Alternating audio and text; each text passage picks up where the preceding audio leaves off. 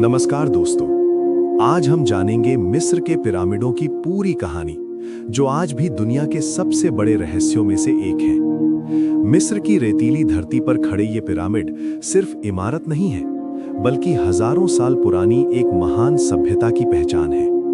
Pyramid बनाने की शुरुआत हुई लगभग 4600 साल पहले, जब मिस्र पर राज कर रहा था फराओ जोसार के लिए बनाया गया पहला पत्थर का विशाल मकबरा, जिसे आज स्टेप पिरामिड के नाम से जाना जाता है। ये पिरामिड सीढ़ियों के आकार का था और यहीं से पिरामिड निर्माण की असली कहानी शुरू हुई।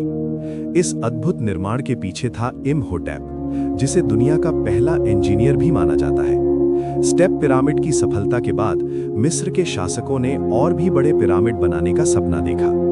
इसके कुछ समय बाद आया फराओ खुफू, जिसने बनवाया दुनिया का सबसे विशाल पिरामिड। खुफू का ये पिरामिड आज भी गीजा में गर्व से खड़ा है और इसे ग्रेट पिरामिड कहा जाता है। इस पिरामिड को बनाने में 20 से 25 साल लगे और इसमें हजारों मजदूरों ने काम किया। हर पत्थर का वजन कई टन था, फिर भी बिना मशीन के उन्हें ऊपर तक पहुंचाया गया।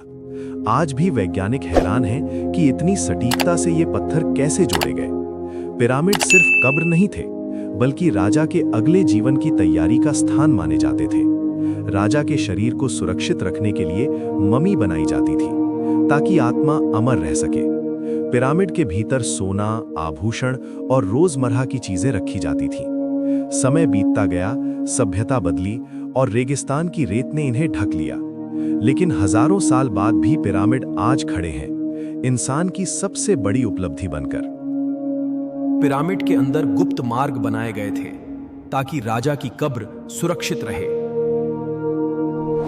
खाफरे ने अपने पिता की विरासत को आगे बढ़ाते हुए दूसरा विशाल पिरामिड बनवाया। खाफरे के पिरामिड के सामने बना स्फिंक्स शक्ति और रहस्य का प्रतीक बना।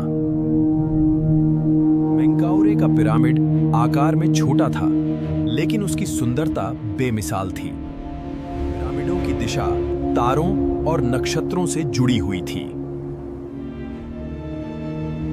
पिरामिड सिर्फ कब्र नहीं थे, बल्कि धार्मिक अनुष्ठानों का केंद्र भी थे।